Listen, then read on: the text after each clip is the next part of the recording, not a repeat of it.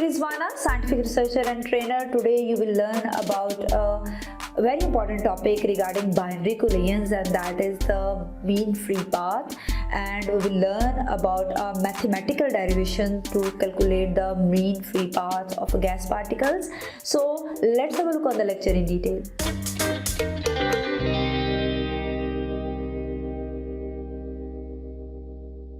We know very clearly कि जब gas molecules move कर रहे होते हैं तो उनके एक दूसरे के साथ टकराने के बहुत सारे चांसेस होते हैं।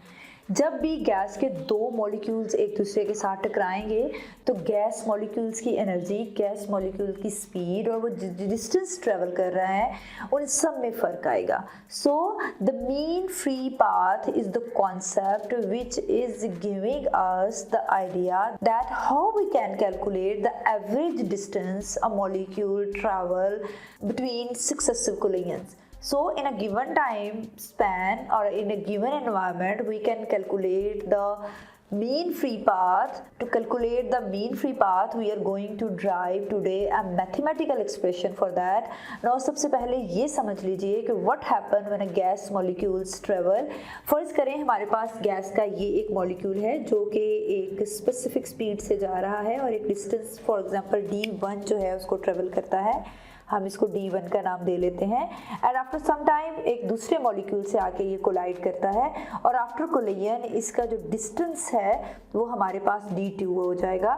D2 डिस्टेंस ट्रेवल करने के बाद ये एक दोबारा तीसरे मॉलिक्यूल से जाके टकराता है और एक डिस्टेंस D3 ट्रेवल करता है, फिर एक मॉलिक्यूल से कोलाइड करता है और D4 डिस्टेंस ट्रेवल करता है, then the travel distance 5, this is the distance 6 and this is the distance 7 and so on. So हम देख सकते हैं कि after each collision there is a change in the distance travel of the molecule हर कोलिजन के बाद अपनी स्पीड और अपने डिस्टेंस में चेंज लेके आएगा।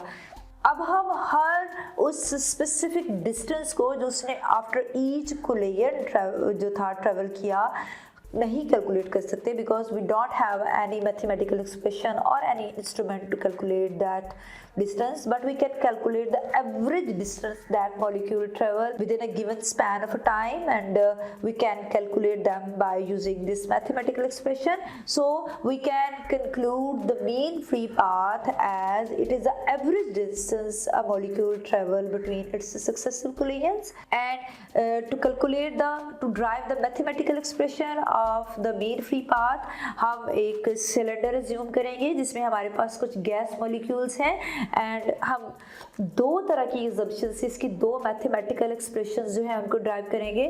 फर्स्ट हम ये अज्यूम करेंगे कि हम जिस गैस मॉलिक्यूल की मीन फ्री पाथ को कैलकुलेट करने जा रहे हैं that is the only molecule in that cylinder जो कि मूव कर रहा है, और गैस के जितने भी मॉलिक्यूल्स हैं वो सारे स्टैटिक हैं, they are not moving. Although it's not a true assumption, but to calculate an easy mathematical expression हमें ये अज्यूम करना ज़रूरी है।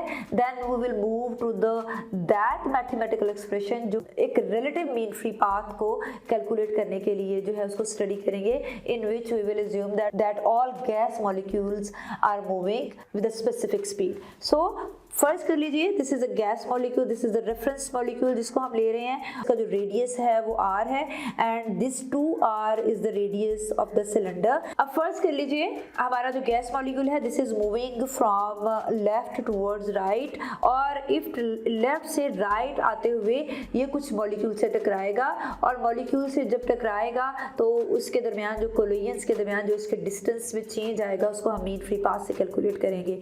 अब इसकी कोलिजन होगी तभी पॉसिबल होगी when the distance between the two radius will equal to the 2r. This is the radius r, और जब भी ये दोनों डिस्टेंस इनके दरमियान का डिस्टेंस 2r के इक्वलेंट हो जाएगा तो we will say that collision have been taken place. तो हम उसके जो है उस कोलिजन को कोलिजन मानेंगे।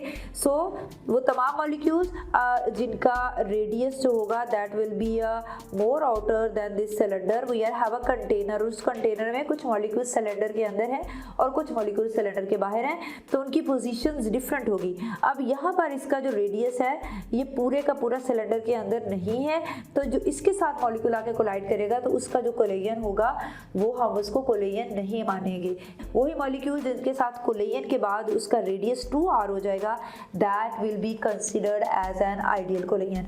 अब फर्ज करें कि हमारा जो मॉलिक्यूल है that is moving with speed v at a specific time interval, तो उसका जो डिस्टेंस होगा उसको हम d से रिप्रेजेंट करेंगे।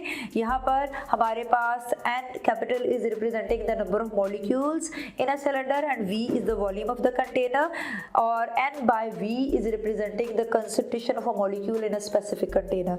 अब number of collagen within a cylinder can be calculated by taking the concentration of the molecules multiplied by volume of the cylinder. अब सिलेंडर का जो वॉल्यूम होता है इसको हम इस तरह से रिप्रेजेंट करते हैं, this is equal to this mathematical expression. यहाँ पर 2r जो है this is the radius of, this is the distance which gas molecules are travelling and this is the constant value.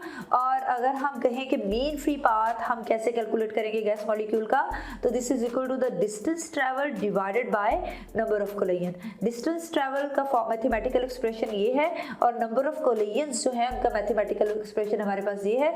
इस वैल्यू को हम अपनी इस इक्वेशन में पुट कर देंगे। अब इस इक्वेशन में देखें तो ये v बार डेल्टा t इस v बार डेल्टा t से कैंसिल हो जाएगा, और जब हम इसको ओपन करेंगे तो ये 4 pi r square n by v के इक्विवेलेंट आ जाएगा।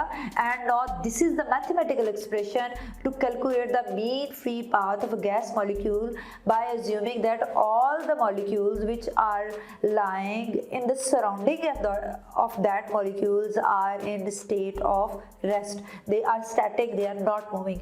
लेकिन अगर हम एक ऐसा सिस्टम, एक ऐसा सिलेंडर कंसिडर करें जिसमें दूसरे गैस मॉलिक्यूल्स भी मूव कर रहे हैं, तो यहाँ पर इस वेलोसिटी को हम एक रिलेटिव वेलोसिटी से रिप्लेस करेंगे, और इस रिलेटिव वेलोसिटी हमारे पास इसके इक्विवेलेंट होती है पाई टू v बार के।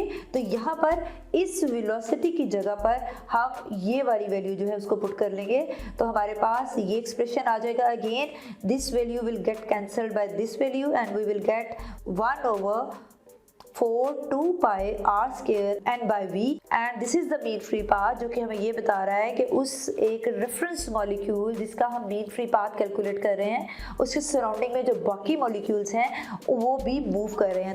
दे are not static, no they are in the form of a motion, and that is the ideal situation. So this is all about the mathematical expression to calculate the mean free path of gas molecules. So we'll meet soon in the next lecture. Till then, stay happy, keep learning, and don't forget to subscribe my channel and to press the bell icon and like and share my videos if they are increasing your knowledge, and comment section में comment करें उन तमाम topics के नाम जिनके बारे में आप सीखना चाहते हैं।